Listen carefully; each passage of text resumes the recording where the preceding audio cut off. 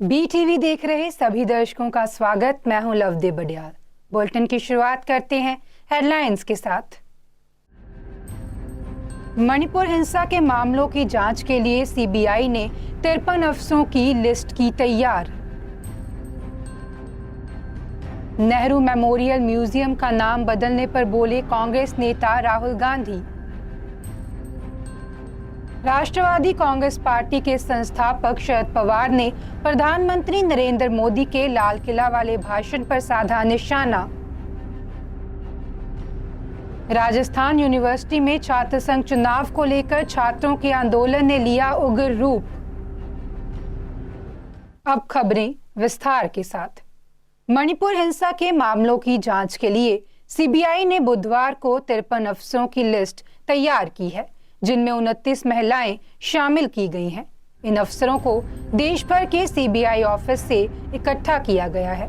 ऐसे हिंसा के मामलों में पुलिस के डिप्टी सुपरिटेंडेंट को निगरानी अधिकारी नहीं बनाया जा सकता। इसलिए CBI ने 3 DIG और 1 पुलिस सुपरिटेंडेंट को जांच की निगरानी करने के लिए भेजा है। इन DIG अधिकारियों के नाम हैं लवली कटियार, निर्मला देवी और मोहित गुप्ता। वहीं ज्वाइंट डायरेक्टर घनश्याम उपाध्याय इस पूरे जांच प्रक्रिया की निगरानी करेंगे और पुलिस सुपरिटेंडेंट राजीव उन्हें रिपोर्ट करेंगे। अधिकारियों के मुताबिक ये अपनी तरफ का पहला मोबिलाइजेशन है, जिसमें इतनी बड़ी संख्या में महिला अधिकारियों को एक साथ सर्विस में तैनात किया गया हो। अधिकारियों ने ये भी कहा कि जब किसी राज्य में हिंसा से जुड़े मामलों को जांच के लिए CBI को सौंपा जाता है तो एजेंसी जनशक्ति मुहैया करवाने के लिए उसी राज्य पर आश्रित रहती है। लेकिन मणिपुर के मामलों की जांच में CBI लोकल अधिकारियों को शामिल नहीं करना चाहती, ताकि जांच में पक्षपात के आरोप न लगे।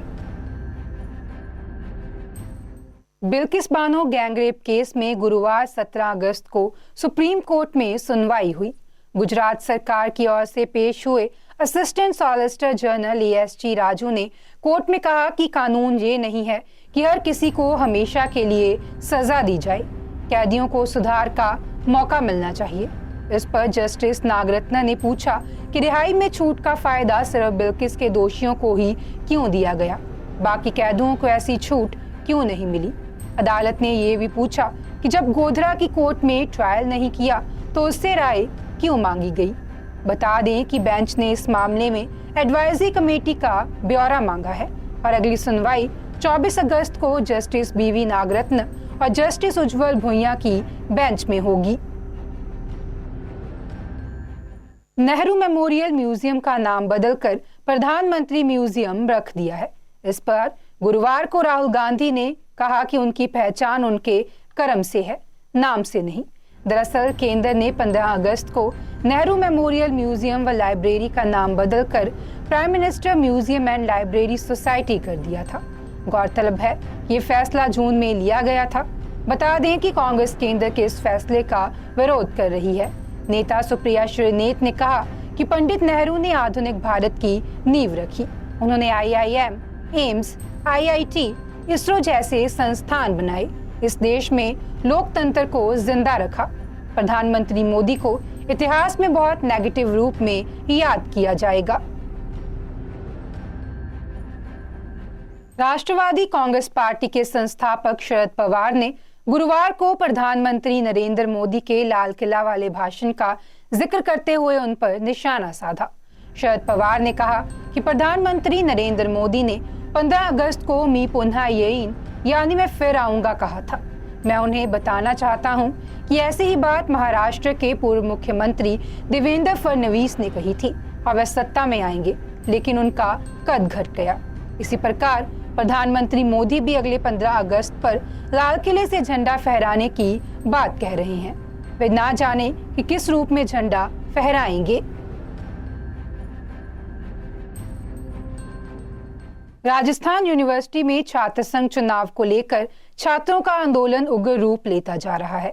गुरुवार को यूनिवर्सिटी कैंपस में प्रदर्शनकारी छात्रों ने उच्च शिक्षा मंत्री राजेंद्र यादव के पुतले की शव यात्रा निकाली और पुतला फूंका। इस दौरान यूनिवर्सिटी के मेन गेट को बंद करने की बात को लेकर पुलिस और छात्रों के बीच झड़प हो गई, जिसमें 3 छात्रों को चोट आई है। गौरतलब है कि छात्र संघ चुनाव की मांग को लेकर छात्र नेता हर दिन अलग तरह से प्रदर्शन कर रहे हैं और सरकार का ध्यान अपनी ओर खींचने की कोशिश में जुटे हैं। छात्र नेता राजेंद्र गौड़ ने कहा कि सरकार गांधीवादी तरीके से हमारी ओर ध्यान नहीं दे रही, इसलिए हम विरोध जता रहे हैं ताकि कम से कम हमारी जायज मांगों को माना जा सके। ऑल इंडिया कांग्रेस के राष्ट्रीय महासचिव रणदीप सुरजेवाला ने बीजेपी को वोट देने वाले लोगों को राक्षस बताने के बयान पर सीएम भूपेंद्र सिंह हुड्डा ने चुप्पी तोड़ी है। उन्होंने कहा कि रणदीप की बात का जवाब वे देंगे। उन्होंने किसी का नाम लिए बगैर कहा कि जिम्मेदार पद पर बैठे हुए व्यक्ति को सभ्य भाषा का इस्तेमाल करना चाहिए। हुड्डा ने कहा कि सीएम इससे और आगे बढ़कर परिवार तक पहुंच गए, बाप दादा को तो छोड़ देना चाहिए। बता दें कि नेता प्रतिपक्ष भूपेंद्र सिंह हुड्डा ने ये बात चंडीगढ़ में प्रेस कॉन्फ्रेंस के दौरान कही। पूर्व सीएम भूपेंद्र सिंह हुड्डा ने नो हिंसा पर सरकार को घेरते हुए कहा कि हरियाणा में कानून व्यवस्था बिल्कुल फेल हो गई है। नो हिंसा ये दर्शाती है कि सरकार इस मामले में पूरी तरह से फेल हो गई है। नो हिंसा को लेकर सीएम खुद ही बयान देकर सरकार की सच्चाई सामने ला रहे हैं। बता दें कि सीएम ने बयान दिया था कि हर व्यक्ति की सुरक्षा कर पाना संभव नहीं है। पंजाब कांग्रेस में इंडिया गठजोड़ का विरोध करने वाले कांग्रेसियों पर सीएम भगवंत मान ने निशाना साधा है। दरअसल सीएम भगवंत मान ने प्रेस कॉन्फ्रेंस में कहा कि मेले में अमरूद को कौन पूछता है। बता दें कि ये सुनने के बाद इंडिया का विरोध करने वाले कांग्रेसी भड़क उठे हैं। कुछ ही घंटों में पंजाब के पूर्व उप मुख्यमंत्री सुखजिंदर रंधावा ने ट्वीट कर सीएम को जवाब दे दिया। सुखजिंदर रंधावा ने अपने ट्वीट पर कहा कि भगवंत मान जी, गरीबों का फल अमरूद ही है, लेकिन आप अब आम नहीं रहे, आप अब चीकू और सीताफल खाने वालों में शामिल हो गए हैं। लेकिन याद रखें कि पंजाबियों ने सीताफल खाने वालों के साथ क्या किया था। याद रखें कि कभी कभी अमरूद का एक बीज भी पेट में दर्द पैदा कर देता है। गौरतलब है कि ये पहली बार नहीं जब सीएम भगवंत मान और सुखजिंदर सिंह रंधावा एक दूसरे के सामने हुए हों। इससे पहले दोनों के बीच गैंगस्टर मुख्तार अंसारी के जेल खर्च को लेकर सियासी जंग शुरू हुई थी, जो काफी लंबी चली थी। उत्तराखंड में ऋषिकेश के राम झूला पुल पर पर्यटकों की आवाजाही फिलहाल रोक दी गई है। बताया जा रहा है कि गंगा में तेज बहाव और भारी बारिश की वजह से मुनि की रेती के पास राम झूला पुल की नींव में दरार आई है। इसी वजह से फिलहाल पुलिस ने बैरिकेडिंग कर पर्यटकों को राम झूला पुल पर जाने से रोकना शुरू कर दिया है। सुरक्षा की दृष्टि से एसडीएम के आदेश पर यह फैसला लिया गया है। बताया जा रहा है कि जब तक दरार का सही पता नहीं लग पाता, तब तक राम झूला पुल पर किसी भी तरह की कोई आवाजाही नहीं होगी। राम झूला पुल के दोनों छोर पर पुलिस बैरिकेडिंग लगाकर मुस्तैद है ताकि कोई भी पर्यटक या स्थानीय व्यक्ति पुल पर न जा सके। सुरक्षा कारणों को देखते हुए फिलहाल पुल को बंद रखा जाएगा। गौरतलब है कि ऋषिकेश में जो भी पर्यटक घूमने या गंगा स्नान करने के लिए पहुंचता है, उनके लिए राम झूला और लक्ष्मण झूला पुल दोनों ही आकर्षण का केंद्र रहते हैं। लेकिन पुल की नींव में आई दरार की वजह से फिलहाल पर्यटकों को मायूसी मिलेगी। हरियाणा में नो हिंसा के बाद मुसलमानों के बॉयकॉट के वीडियो का मुद्दा सुप्रीम कोर्ट पहुंच गया है।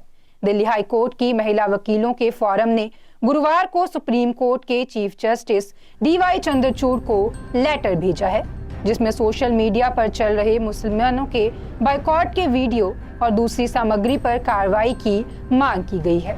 101 महिला वकीलों के साइन वाले 3 पेज के लेटर में सुप्रीम कोर्ट के पुराने केसों के फैसले का हवाला भी दिया गया है।